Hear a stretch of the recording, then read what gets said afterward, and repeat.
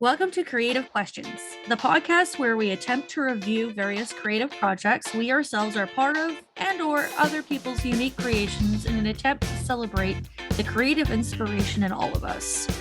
I am Desiree Silver, your host and owner of New Nerd Novelties and hashtag Own Your Weird Lifestyle brand. And I'm Liam Hewlett. I am the co-host of this podcast that we've just now started after a considerable amount of technical difficulties, as one would expect.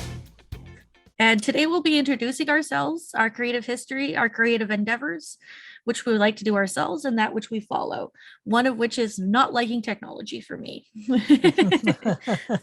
So thank you for joining me today, Liam, and for helping out with all those lovely technical issues. We'll get a hang of it eventually. I know we will. Yeah, back in my day, this entire process would have required an entire crew of people. This is considerably easier than what you would really expect nowadays. When I honestly thought of doing this, I thought it would be a heck of a lot more work. So a little bit of headache with technology, I'll take it compared to what it used to be. So I just want to ask you where the idea came from for this podcast, Creative Questions. Before we get into that, actually, I would like to ask, how you doing? Yes, we should always ask that, I guess, because we're not seeing each other physically. Yeah. I'm doing great. It's the last little dregs of summer here in the West Coast. Looking forward to fall. And that would actually get us into a little bit. We're the west coast of Canada. Both of us are Canadian. While we don't share a last name, Desiree is my sister. I'm personally just recovering from my week-long vacation after having returned to work. It's not the work that I'm recovering from, it's the vacation that takes the toll. It always does, especially when I have to drive 5 hours to go see you. Yeah. So that's how I've been doing. I'm recovering, and as much as I'm loath to admit it, glad to be working again, just so I have some movement in my life. Very sedate lifestyle that's tied to most of my hobbies, which we're going to be talking about right around here. So I'll get back to here. Your first question, you asked me what got me thinking about making this podcast, because I was the one that suggested that we start this endeavor. It was really, I just wanted a place where I could talk about things that I enjoy. And I have a lot of things that I enjoy and I like to talk about. And I actually really like to hear other people's stories as well. I like to just listen. And so that's why it's a show based around asking people questions. And I like to talk about creating stuff. So do you. We both like to talk too. We like to celebrate different creative endeavors. We like to basically soak up any creative endeavors we can get our hands on. I think creativity is actually part of our blood. I don't feel right in any day if I don't do something creative myself. Yeah, I'm somewhat more narrow focused in that regard. I like to have a use for my creative works. And so if I have a goal or an excuse that I make for myself in order to do or create something, that's generally how it works for me. Is I really do need my stuff to have a purpose, and this, at least for me, this would serve a purpose, and so I want to make it. And I think it's good on my front too, is I want to promote the different things that I make, the different brands that I'm creating for myself. And this is a great idea, an example of sharing knowledge, I think, and appreciation for the creative arts. Since everybody in our family does a different type of art, and yet we all come together and understand each other in the fact that we like to make things. That's it. We just love to make. Yes. And so I guess we should talk about what it is that both you and I make.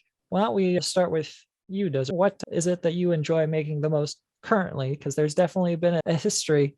Both of us have gone through many different mediums and art styles, but what is it that you've put the majority of your focus in over the last few years?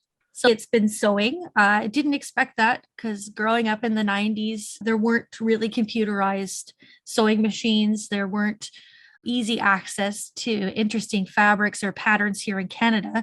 The States, you guys have a great number of places and materials and opportunities when it comes to that than we do here. So everything was not cool, quote unquote. As I got older, I was inspired by the alternative community where they always alter and change and elaborate on their current existing clothes. And I taught myself how to sew.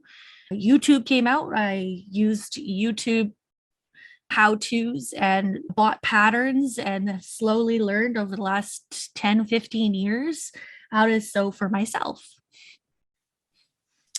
Yes, and well, you have, as I've said, gone through many different fads. This is one that's kind of stuck with you for the longest, and you definitely have the longest history of it as well. And it's something that we've definitely been inspired with by our family as well. Like our mom used to make all of our Halloween costumes ever since we were little.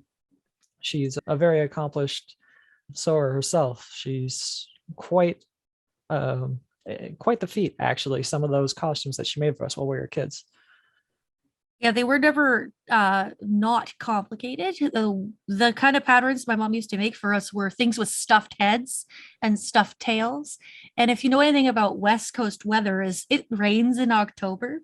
So we used to have to drag them around, but we were so happy when we got to go pick out our patterns and fabric and become Sylvester or Tweety Bird or Ninja Turtle or a Stegosaurus. One year I Yeah. was Batman and you were Batwoman, and that was Catwoman. Catwoman. That's right. Yeah. Yes, you're a Catwoman. That's when Catwoman Batman Returns came out. Man, we had a good time that year. Mm-hmm. And so the mom did inspire me because those kinds of costumes you couldn't even buy at the time. They were so unique. And Oh, yeah. mom taught herself as well. So being able to see that she could do that, I thought, why can't I when I got older? Yeah, and the other kids of the schools that we went to certainly could be jealous because they were high quality costumes that nobody else had. There was there was a lot of effort that was put into them. It'd have to be custom tailored because nothing you could buy off the rack was anything close to that. That's for sure. Mm-hmm. And we always got to pick out our own fabrics and our own patterns. And I remember going to then it was Fanny's Fabrics to go and do that. And mom always had it right in time for Halloween. I'm not sure how she did, but she always did. Yeah, especially with running a daycare with 6 or 7 other kids running around the house all at the same time. All of our old costumes, those kids got to play with all year round because they lasted for 20 years because they were done so well. Yep, much like our father, she made things to last, and it still does. Definitely. So yeah, I don't just make things for myself. I make things for other people, mostly decor items, handbags, accessories and such, because you don't have to have a specific size or shape. I'm hoping one day to learn how to make plus size clothing for others as well as myself, because it's a very hard niche to get anything alternative in. But I'm definitely proud of myself, my business, New Nerd Novelties, where I list all of my different creations, all handmade by me. And then I'm eventually moving towards having my own lifestyle brand called Own Your Weird, because we're all a little bit weird. We've all been picked on for it.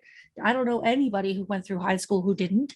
And I'm just really happy that I can embrace what I consider my weird and make things that other weird people like. Yeah, it's a good thing to have. Like, speaking of the alternative clothing that you have made, basically everything that you wear you've tailored yourself. It's kind of funny because if I walk out of the house with even my underwear on, that's something I made myself. But most days it's 2 or 3 different items that I carry with me: my wallet, my purse, my underwear, and then usually a top or a bottom that I've either altered or created from scratch for sure. Yeah. Yeah, you've even started altering your car as well, which mom has kind of picked up on. She runs around town with a skeleton hanging out in the back of her back seat, as she is wont to do. Yeah, I got a sticker, and whenever I go through McDonald's, they're like, "Oh, dude, backseat driver." Yep, yep, that's my skeleton friend. So nope, I can't take the HOV. I wish I could. So on my part, rather than creating as much, I do some creation, but most of it is in service to I like to have uses for my things. I like to have multiple uses for the things that I do make. Nothing terribly practical, all of it very niche, because I like both tabletop wargaming and tabletop role playing. And the miniatures and terrain that are, in my opinion, required to either enact those battles or facilitate the role playing those are my primary focus when it comes to miniature painting and tabletop scenery construction and stuff like that. That's my specialty, where I've put the most amount of my time and effort into. Though when I initially started, it was not something that I enjoyed. I just had a desire for the finished product.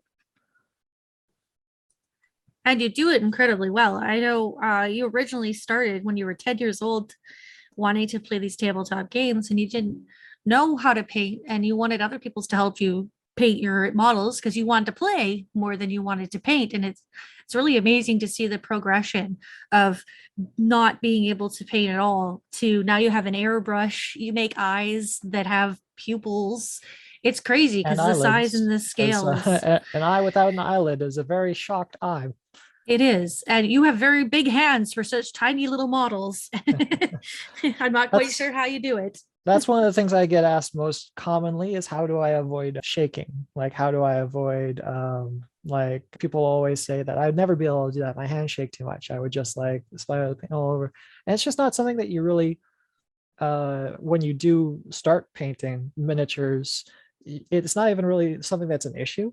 You learn just how to hold yourself and your miniatures in a way where that just doesn't happen unless you have some sort of actual disability. Your hands are going to naturally be focused on putting paint to that miniature. Even when I first started out, that was never really an issue for me. Though at that point, it was very much, I need 3 colors on this miniature in order for them to be legally playable at the store. And so that's what they had. It has come a long way from that, but I have kept a lot of that. That's one of the few things in my life where most of the time, if I'm not going to use something for a period of time, I'll just get rid of it or give it away. But for miniatures, I haven't ever really gotten rid of any of it. I still have stuff from back when I first started when I was 9 years old. And just recently I painted a miniature from like 1996 or something like that. It's a plastic orc that was finally like, you know what, I'm gonna paint that just for the novelty of it. It looks goofy as hell, but I'm gonna give it a good paint job and throw it at my D&D party. And they murdered it wholeheartedly, as they should. But it's not just the fact that you're painting these models as the type of creativity that you do. You are like the dungeon master of your D&D group. And you I are am, yeah. and you are developing your own tabletop game slowly with its own lore as well, aren't you? Yes, I have done an awful lot of writing for my D&D setting, and that was mostly because I didn't want to use one that was already made that I wasn't familiar with, and I didn't want to become familiar with. Honestly, I had this D&D campaign that I am running and have been running for over a year now. Is my first campaign. It's the first time I've ever played D&D, and I'm playing it as a dungeon master with a lot of other people that's their first time playing D&D as well. And so I wanted to give them um, I wanted to give them a good experience, and I also wanted it to be something that I can enjoy as well. And I didn't want to have to do decades worth of homework on a setting I wasn't even really terribly interested in. I just wanted to make my own, so I did. And And I does continue to flesh it out as we go. it does that mean that it's part of the lore of D&D and using their settings, or is it completely different? It's completely different. Yeah, it's usually it's my own original setting that I've like thought of in bits and pieces throughout periods of time throughout my life. And if I see something interesting, I'll often incorporate it as a character or as a theme or something like that. There is not a small amount of Power Rangers in my D&D setting. A small There's not you a small added amount. you added Power Rangers. Well, I do it in a very indirect way, but one of our party members, if you were to ever listen to this, don't. One of our party members doesn't know about it, but that's one of the central themes of his character is to try to summon Exodia and get all the teenagers with attitude in one area. He just hasn't realized it Oh, so he has minions and doesn't know. yet. Yeah, well, he could eventually, but he could form the Megazord if he could just figure it out. Well, let's hope he doesn't hear this, even though we're going to encourage them. Not that one. Yeah. That's the Yeah. No. one thing you spoiler alert, spoiler alert. Yeah. They wouldn't know what I'm talking about. Yeah. I keep it. I do keep it very vague, and I have a lot of fun writing for that stuff. I like everything that you do. You have, in order to improve at it, you have to just do it. And so I certainly could have done better, especially in some of my earlier scenarios and settings for how I presented things to the guys. But you know, you learn as you go, And and if that's it bothers you, you can go back and rewrite it, because I know you do keep track and you have put up all of your campaigns online on your website. I keep track of most of the lore, and there have been, I try, my one of the things I want the most is consistency. So I, even though the guys might not remember like all of the characters they've met and like all of the gods I've said exist in this world and stuff like that, I try to keep it as consistent as possible, because they do remember some of the strangest things, and I don't know what they're going to fixate on sometimes. So I try to keep it as consistent as is possible. It was another thing that I found that I really enjoyed. I had an idea that I might, despite being as antisocial as I am, and it's a very much a social game, but I do really quite enjoy it. And I really just started it as an excuse to paint miniatures. Uh, I was happy with it as long as it gave me a reason to paint some of the hundreds, if not thousands, of unassembled, unpainted miniatures I have. And it's done quite a good job at that. I've, over the last year, painted a lot of miniatures. I think you and I are the same in that way, the family resemblance of we're going to do this anyway. How should we do this for it to be the most economical and best, reason for doing this? Because I'm going to sew no matter what. It might be nice to sew and actually sell it because I'm going to use all the materials anyway, Mhm. and I'm going to make it Or anyway. make a present out of it, Yeah, or yeah. I like to make things even that aren't for me. Like I would say I'm a goth alternative spooky type person. I sometimes make pastel things. I do not like pastels. It's just one of those things where I had a good idea. It came to me, I made it, I gave it to somebody or sold it to somebody who likes pastels. Yeah, I got you to make me a ponyta, stained glass ponyta. Yeah, that was a Christmas present. I just asked you what your favorite Pokemon is, and of course, it had to be the Rainbow Pony. So Rainbow pony unicorn. Yeah. I painted a frame with glue and paint to look like a faux stained glass with sparkles and pastels, and I gave it to him, and it lights up because I'm just that kind of big sister. Yeah, I'm not a decorating kind of person, and the pretty much all of the decorations in my abode are done by either Desiree or my mom, the majority of which done by Desiree. And yeah, while I do enjoy them, it's not something I would have put effort into myself, but I appreciate having them. Man, it is pretty much your style. So one of these days we'll get a YouTube video of that whole thing. Made it, made it, made it, made Yeah, it. This is for this. yeah. Because yeah, Majority of them being presents, yeah. yeah, almost all. So the other things that I do as well, besides painting miniatures and writing for the D&D campaign, is the terrain that I construct. And that's one of the things that can seem daunting to a lot of people in my hobby, but is actually the easiest part about it. Miniature painting, when you get down to it, is a lot of painting by numbers. Sometimes you construct those numbers yourself, but even then, when you finalize how a miniature is going to look and then you start putting paint to the miniature, you know what its physical form is going to be by the time you put the brush to it. It's kind of like a drawer would like make their baseline sketch and then they color it later, right? Like you've got the form. For terrain, a lot of it comes out of fully formed out of just junk you have lying around the house. And so quite a bit of people can kind of get intimidated by that, but I find it very freeing in that you can fuck up as much as you want on terrain and it doesn't really matter. A bad rock is a bad rock and you just chuck it. A bad tent you don't use, right? You just rip up another t-shirt and crack open some bamboo skewers and try again until you get it looking good. I think terrain too, most people might not know, is mostly recycled craft. And that's something that mom's got us into. And as we said before, she had a daycare. She always did all kinds of weird recycled crafts. Let's make things out of pipe cleaners. Let's make things out of popsicle sticks and glue and glitter and whatever we can find in the backyard. Yes, So it really gets you yeah, looking at things that are just lying around and being like, what can I turn that into? you used to use the grapevines. Mom would eat the grapes and then dry out the vines for you. Yeah.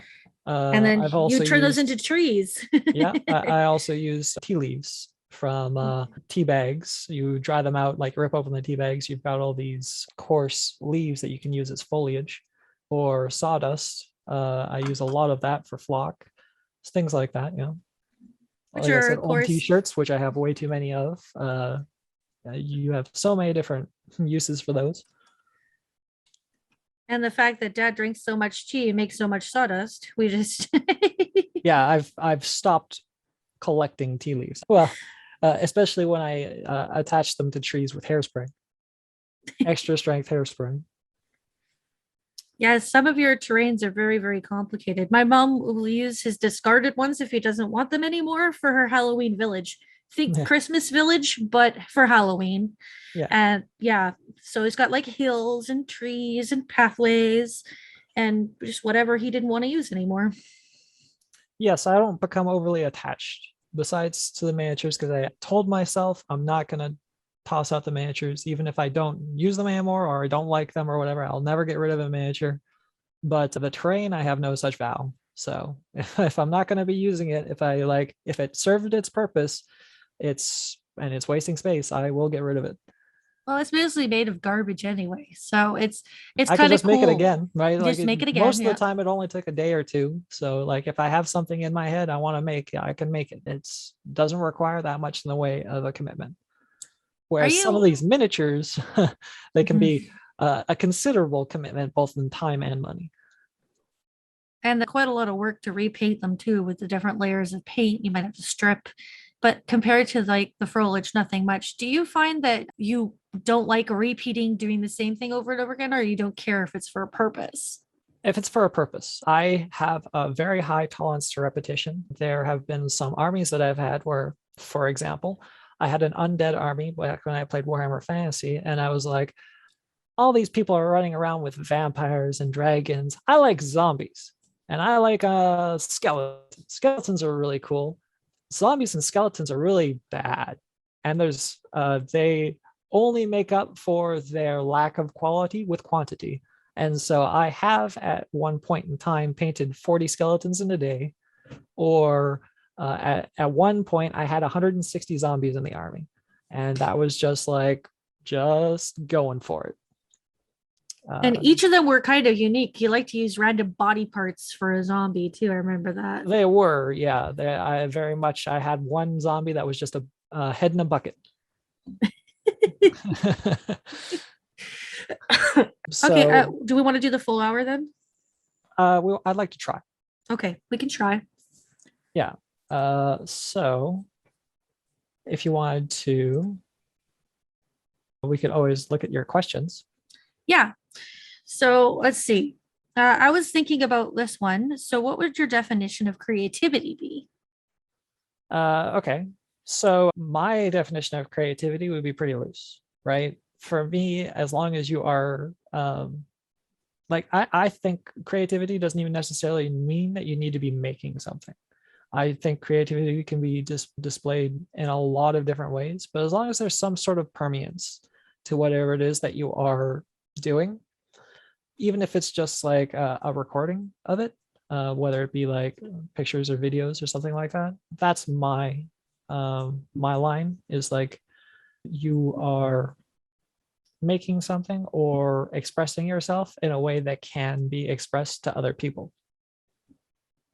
I would agree, and like for myself, probably expand on that a bit because a lot of people would think creativity is just fine art, painting, graphic art, making comics, like that kind of thing. But I say painting miniatures, creating miniatures, sewing, quilting, doing things like art and dance and singing. musicians, all of that, every single type, everything that you do that expresses, I guess, feeling or emotion, or even if you're just doing fan art or something that's derivative, as long as you are thinking about it in a way of creating something, like you said, either recorded or pictures. Yeah, something that can be shared with other people. Yeah, because even Um, food's creative, but you eat it and it's yeah. gone. Yeah, and I was Really, thinking like fireworks. You can't argue that a firework display or a firework itself is not creative. It requires actually a great deal of creative ingenuity to do some of the firework shows that are displayed, but they are not permanent. Like not at there's all, no no. permanence to that, right? It's just the memories that you have of the display or any recordings that are involved in it. But there's no argument in my part that that is a creative endeavor, right? So it doesn't necessarily have to be something that has a product or is produced, but it does, I think, have to be something that can be shared with other people in Somehow, some way, yes. Yeah, right? I agree. I think even like, I don't know, uh, I guess dancing, and because it can be recorded, or anything, basically writing, it's all just recorded in different ways, Mhm. but definitely all creativity, in my opinion. I wish I could do it all, but there's only certain types I can do myself. And that leads to the next question, which ones do you prefer to do? What type of creative outlets? Uh, yeah, for my creative outlets are generally they're like I said, they things that serve a purpose, right? So it very much to me has to be in service to something. And so that doesn't always have to be the same thing. Like for me at the moment is miniatures, terrain making, and writing. But that was because like the writing came from the necessity of the campaign, right? If it wasn't for the fact that the campaign, in my opinion, needs to have a well-written story and characters, then I wouldn't have done it. It's the same with the website that I've worked on, which is another creative endeavor that is in service to the campaign. It's only a benefit to the campaign that we have a website where the guys can look for their magic items or see maps of places that they've been and things like that. And then this is also a creative endeavor. What would be the purpose for this, you think? This was another excuse to get me to create stuff. Is what it was, right? Because without the excuse of creating things, I won't. I will just absorb. I'm like a media sponge, right? I'll listen, I'll read, and I'll play a hell of a lot of video games, and I'll spend that's the entirety of my time on it. So I'm giving myself an excuse to create things. And then That's you what can this is give for. It's a it, nice excuse to make something. and it gives back to the community that you obviously absorb, because we all do. It's just nice to have something to give back as well, even if it's something as simple as a podcast. Yeah. Well, I enjoy podcasts. I like listening to them, right? Like I said, I absorb a lot of stuff like that. And I like to listen to other people's stories. So if I can use this as an excuse to listen to like what you've been up to, or what in the future any of our friends or guests that we bring on might be up to in their projects or creative endeavors, it gives me a platform to do that. So, it also gives me an excuse to touch base with you. We don't get a chance to talk all that often. I'm not, That's true. without a structured excuse, I'm not a phone person. Even my mother doesn't call me for my birthday. She texts me. So really, I sometimes technology is a good thing, and sometimes I don't know. I Yeah, well, appreciate being. I got reprimanded when I was living alone for not calling often enough. Because I would just get in my own little zone. And after a month or so, dad would call and be like, you need to talk to your mom. Are you alive? Yeah. Hello. Yes, I'm alive. You didn't get told I was dead. Hello. Yeah. Nothing new to update. Yeah. My creative endeavors that I like to do are obviously the sewing. I'm currently working on this podcast with you, so I can generate more interest for all of the different things we'll be plugging here, obviously. I want to do my lifestyle brand, which I've just decided is going to be Own Your Weird, which is something that was inspired by actually Margot Robbie's line in the Suicide Squad movie where she goes, "Own that shit," when they were talking about how, they're kind of evil, they're the bad guys, and she goes, "Own that shit." And it just kind of spoke to me that it's not just your good things that you need to embrace and utilize and and continue on to like celebrate, but your bad things too. So the weird is the stuff that everybody picked on you for, but you like anyway. And I just want to create stuff and help other people feel good about themselves in knowing that as it doesn't harm anybody, own that weird. That's your weird, celebrate it. So that's what I'm working on now is the website, and soon I'm hoping to do a web comic that was actually inspired by you. Because I know you like to read a heck of a lot of web comics too. I do. I've gotten into a habit of reading some web comics I've read for over a decade, well over a decade at this point, because I started reading while I was a teenager. Podcast probably just as long too, don't you? Some of them, yeah, I think so. More in and out because I consume media at such a rapid pace that I run out, and then I have to wait for them to come out again. Well, I definitely wouldn't be able to keep up with you, but I had an idea for a webcomic called Witches of Wisdom, because I was thinking about that duality of everybody who've got the kind of dark side and the kind of light side. I don't want to say they're both good and evil. They just are. And so I had these two witches, one that's obviously the goth alternative dark witch, supposedly, and the unicorn puppies and rainbows witch, and how they juxtapose against each other. I also was thinking of making a tarot deck because I read tarot, and it would be more like a blessings or a goddess deck, and it would be like you pick one good and one bad thing, and how that relates to your life, and it would be more like the demotivational posters versus the motivational posters. You know what I mean? Yeah. So that you just kind of get. I've noticed a lot of people doing a lot of motivational things, and I like the idea of helping people like themselves just a little bit more, accept themselves for who they are, because everybody needs to love themselves or at least accept who they are. Well, and talking about owning your weird, my like personal philosophy definitely ends like edges more towards the like, if you're going to be something, be it confidently, right? If you're going to be an asshole, be an asshole, and just commit to the bit, right? Yeah. Like if you're going to be something, just be that thing. And it's okay if you choose to be an asshole. Yeah. I mean, I prefer you be confident in that, but know what you're doing, right? Like make it a conscious choice. That's always my thing, is like, as long as you know you're doing it and you are confident that that was your choice, then any repercussions that come from that, and there are repercussions for being an asshole, then you just have to recognize that that was a part of your choice, right? You made that choice, like you made your bed and now you sleep in it, right? Yeah, lean into it. It doesn't mean that you don't get to change if you want to change later, but be confident in it, right? Like make the decision. Don't fall into it. Decide to do it. I do believe in the whole, like, you can do things half-ass though. You could do things full whole ass, full, or you could do things half-ass. But when it comes to who you are, there is no half-ass. Yeah. That's just who you are. And there are things you can fix and or work on, because nobody's perfect. Believe me, I'd have never met a perfect person. If I did, I probably wouldn't like them. Right. Yeah, because nobody's perfect. And so I just want people to work on being authentically them, if you know what I mean. Yeah, I can't stand fake people. No. And I really don't like when people say what they don't mean. I much prefer, if you're going to lie to my face, just tell me that you don't. Like, tell me the truth that you think is going to hurt me. Especially as I get older and I become more of a grumpy old man, and I double down on that. I'm enjoying leaning into that. So one of the things I actually wouldn't mind asking is, for the future of this podcast, if we had other people, and we do have quite a bit of creative friends and family, who do you think you would want to have onto the show, and what do you think you would want them to talk about? So I would definitely have my husband Doran, because he's a writer.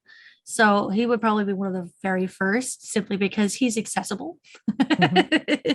And he loves to write. He loves to create worlds. He's the type of person who would, play Sims and create this entire thing. In fact, he was using Sims to start to lay out his new book that he was writing. Right. He's like, I fell into it. It was his default mode. It was his, rewritten his book several times, trying to figure out exactly the flavor he wanted to do, because he originally started doing horror stuff. But, when you're happy, he doesn't write horror because he's happy. So it doesn't work out. We're happy. So he's thinking more of a different genre, and he's very into Egyptian religion. So it'll be a Egypt type based theme as well as much other things. And I'm sure he could definitely correct me and will when we get on here. He loves to talk about the things that he is very passionate about, and Egyptology and writing are two of them. So he'd be a great one because he is autistic. So in a lot of ways, he deep dives on anything he likes. It's a deep dive. He knows everything that anyone will ever need to know. He still remembers all the dinosaurs because he loved those when he was a kid, and he still keeps up on all the new ones. Like, there are quite interesting things to learn from my husband Doran. So he will definitely be on the show at some point. And I have a lot of overachieving friends. I say that in the most positive, loving, blessing way possible. That Tila Hudak's one of my friends that I've had since I was 16, and I'm not going to tell you how many years ago that was. And she basically, what we likes to say, Empire wants to take over the world and has 3 or 4 different businesses. She has a degree in psychology, and she wrote a book called Got Consent, which is all about consent, its origins, history, and why it's important. And so she goes to the Taboo Sex Show every year because she wants to teach people how to talk about sex and everything around it when it comes to consent and safety and how to talk to your kids about it. And that's just one of the many businesses. Also, every machine that could possibly be used to make or create something that's ever been made. She's got a website where you can put all the different goth connections and businesses together, as well as she runs Descent, which is a gothic night digitally now. And she's a DJ. She has every single, if you can think of a tool, she's got it. She just bought herself a bookbinding machine so she can sell, cut, print her own books for sale because it's just cheaper than doing it any other way. She's got a 3D printer and a CNC machine. If you know what those are, you can make just about anything. She makes penis candles and her own specialty toys for adults. She has her own website. It's really exciting. Yeah, just altogether, the female version of the world's most interesting woman. Yeah. If I could get her to run the world, I probably would, and she wouldn't sweat too much. And she creates so many different things, as well as websites, digital things, as well as physical things, that if we just pick one, we'd have to give her one subject and tell her she can't go off that subject. Because if we have Tila on, we'll have to have a subject. Most likely, I would imagine her book to start off with. But it would be something that we would want to narrow it down because she's just got too much expertise in everything. Yeah, and she's writing a course about kink, I believe, as well as sexuality and talking to your kids about sex as well. So 2 different courses that she can actually get people to opt into too. So it'll be really interesting. We love Tila. She's great. Yeah. And then there's Mom, who literally will. I would love to have Mom on the show at some point. She'd be scared. If we could nail her down. English is a second language, so she's always scared. But at least she doesn't have to look at anybody while doing this. So talking to nothing's a little bit nicer than talking to a person. The real challenge will be to get her to sit down and not be puttering around doing something because she's always got something. Yeah. She's the one that taught us, I think, to be creative, not just, Dad's woodworking, but because it's not really accessible to a little kid as much.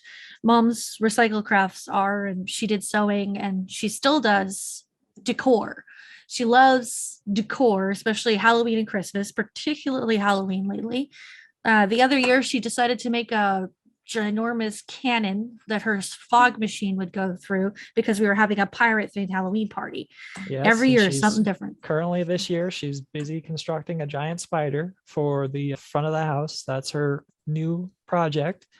One of these days we'll definitely have to get Mom onto the podcast and also show some of her Halloween decorations throughout the years. She's a decorator and a collector. That's her passion. And Dad does woodworking. He likes to recreate things or make things that were suggested by other people, for sure. I look forward to collaborating with him on all kinds of things. The bunk bed we grew up on was a Mickey and Minnie Mouse that my dad made with hand tools mostly instead of actual plug-in tools because he didn't have any. So he made those by hand for us, and that lasted until it's still going. We gave it to somebody's kids, Yeah, we and gave it away. yeah, and I'm 36, so that's a long time for a bunk bed to live. What fandoms do you think? Like what besides, because I've listened to a lot of podcasts, right? So I like to hear people talk about what they're interested in. And that's one of the things that got me to encourage you to like encourage us to get together and start talking about the stuff that we enjoy. What are some of the things that you enjoy like on a daily or weekly basis? Like what are some of the things that inspire you? There's so many, we could probably talk for hours about it. I'd like to say I'm bitruxual because I love Star Wars and Star Trek. I am I was the generation where episode 1 came out in the theaters, and I watched that thing 6 times over the summer. You can say what you want about it now, but man, did I love it then. And all my friends did too. We're big nerds. So Of that stuff that you do enjoy, especially Star Wars lately, that a lot of that does come out in your works. Like you have a lot of stuff that is Star Wars patterned or Star Trek or the other ones that you'll probably be mentioning. yeah, Um, thankfully, a lot of the different nerddoms that I follow is taken over by Disney. So it's everywhere. yeah. Disney's really great for that. So there's actually fabric patterns and printed fabrics of almost every Disney licensed thing, which I like Disney originally too. My brother and I went to watch quite a few Disney movies when we were kids. I Mhm. remember seeing Beauty and the Beast and Little Mermaid in the theaters. So I'm a fan of the villains for sure from Disney and some of their new stuff. I love Star Wars. I love the original Star Trek and some of their newest items, like the Mandalorian, and some of Star Trek's newest items, like Lower Decks, which is a cartoon series, which I did not expect to like at all, but somehow just, I don't know, it snuck in there. Right. I also, I'm what we considered golf alternatives. So, Nightmare Before Christmas, Tim Burton, old school Yeah. And we movies. did definitely see The Nightmare Before Christmas in theaters. We did. My parents were scared because we're a bunch of chickens and we're scared that we would be scared of it because they silly took us to Jurassic Park and we were scared pooless. Well, yeah, they took us to Jurassic Park and I was maybe 4 at the time. Yeah, and I was Uh, 7. Bad, yeah, bad idea. it did not go well. We were traumatized by that movie. I'm still scared of that movie, but you can watch it. I can't. Yeah, Yeah, no zombies, no dinosaurs for Des. Liam yeah. got over it. I did not. But yeah, I like some horror movies because my husband and our best friend Taylor are obsessed with Halloween and horror movies, but I'm scared of zombies. I'm scared of like spirit type movies. But do you incorporate any of it in your I do. Yeah, yeah, I you do. do have some Because of that aesthetic, they're cool, but they scare me and I get night terrors. right? So you don't watch anything with them, but you can make stuff that's like based in their aesthetics. Yeah, for sure. Like I love Shaun of the Dead. There are a couple of Well, it's just a like good movie. Army of Darkness, the funny zombies, not the serious, I'm going to Those are chase good you like a ones. ninja zombies. No ninja zombies. Those aren't zombies. Even like Resident Evil, which are mostly regulars. I like Tim Burton movies like Edward Scissorhands and any of the greats. I like Beetlejuice. His newest stuff wasn't quite as good, but Red Dwarf. Our family shares this dark humor of British dark humor. We all like Red Dwarf and Blackadder. Yes, both our parents are veterans, so that dark humor does like we were raised up around it, and that's just our brand of humor. Um, Especially sarcastic wit. Blackadder and just any British comedy in general is very snappy, and I certainly appreciate it. I sure like the supernatural type shows too, like Supernatural, Angel, Buffy, Mhm. anything girl power from the 90s, because I was very girl power in the 90s because there wasn't really an alternative. Now I'm more like, all power, but in those days it was one or the other. Patriarchy or girl power. I picked girl power. So I prefer all those things. But I like even the stuff that I make is kind of ironic, nerdy. I like to put a dark spin on things Yeah. sometimes. Well, and the Like older I get, the more I appreciate camp. right? As Oh, a I love camp. Yeah, as I get older, the more I appreciate it, right? I did not like Batman Forever and Batman and Robin when they came out. That was not the Batman I was looking for, especially not after Batman Returns. Man, I start Dorian, appreciating it more and more as I get older. yeah, that's the thing Especially that we Batman and learned. Robin. I love how cheesy that movie is. It's only when I go back and we watch the original Batman in Tights, my favorite 60s show, and then you go back and you go, that's what they were trying to do, especially in Batman Forever, but Yeah. not entirely until you got to Batman and Robin. It was the Too, wrong time for them to attempt that on the screen. That was a it bad was. choice on their part, Well, but people they still did don't get accomplish it. camp. I mean, Yeah. name camp that people get right now. They don't really get camp. Not Yeah. really. I was thinking some of the horror movies have camp, like Tucker and Dale versus Evil Yeah, and yeah. The Cabin in the Exist. Woods. I would say Shaun of the Dead is camp. Shaun of the Dead is camp. I mean, it is parody. So for the future of this podcast, but specifically for like the next week or two, what do you have like going on your plate? What are you working on project wise? So right now, I'm obviously working on the website, working on the podcasts, taking pictures of everything I own because I'm trying to post everything on Poshmark so I can sell it and move. But I just started a little Sam decoration, as in Sam Hain from Trick or Treat. He's my favorite horror icon. He's the little guy that's got a pumpkin head and wears pajamas and then has a little scarecrow mask on, and he goes around punishing people who don't celebrate Halloween properly. He has a couple rules, and he's just going to be a little stuffed animal ornament you can put on tree or out decorations. My trees are up all year round. My trees aren't for Christmas. My trees are for Halloween, Christmas, whatever theme I want to put out. I guess it's just part of being pagan. I have trees everywhere. So Sam will go on the trees, and I'll be selling him too, along with a bunch of other like Halloween trees that I have that are miniature and stuffed, and little gothic stockings. These are just things I like to make because I can. Mom inspired me because she's making a giant Sam for the decorations outside for Christmas this year. So I'm going to make mini ones. Well, for Halloween, I believe. Yeah, for Halloween. Yeah, because Yeah. big Halloween party. Yeah. Sorry. Halloween and Christmas run together for me because it's kind of like Nightmare Before Christmas.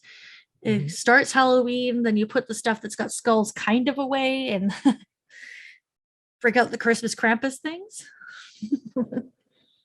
So one of the things I actually forgot to mention, that I like, one of the few things I actually did do hobby-wise over the last like 2 weeks, because I've just been like my head buried in Final Fantasy 14.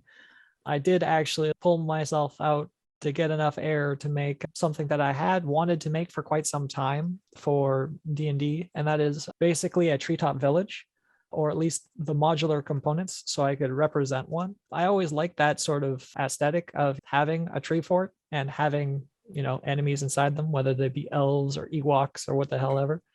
It's a common fantasy trope to have, stuff in the trees, and I didn't really have a good way to represent that.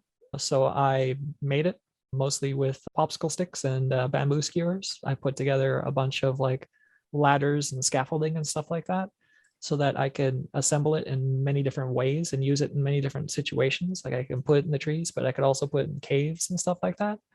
That's what I was actually doing over the last like week or two, in that I put a few hours into it as I managed to draw myself away from video games. I've actually got pictures of that. I could share that here for you.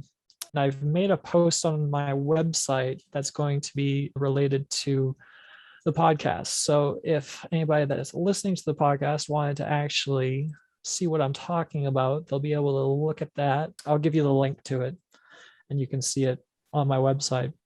Yeah, we'll be posting this on my YouTube channel once I've done the cleanup of it. And we'll definitely post links to your website and to my social media accounts, as my website's not up yet, just in case you want to follow any of the new stuff that we're talking about. So that's what I did over the last like week or so.